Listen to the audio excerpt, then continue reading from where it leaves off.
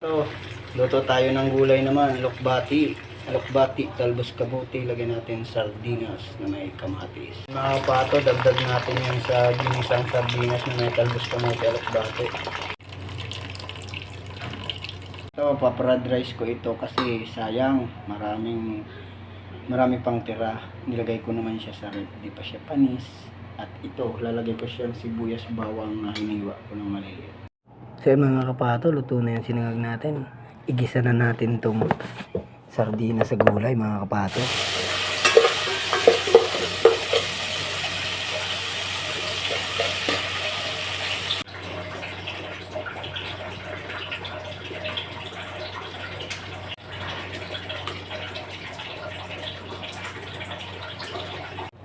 So yun mga kapato, kung matulo na.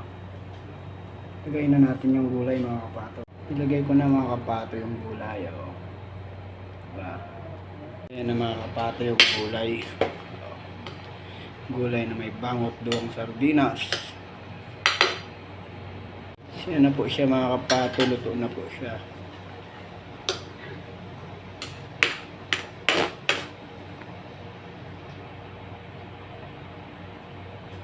So mga kapato, luto na po ang ating ginisang gulay-gulay sa sardinas.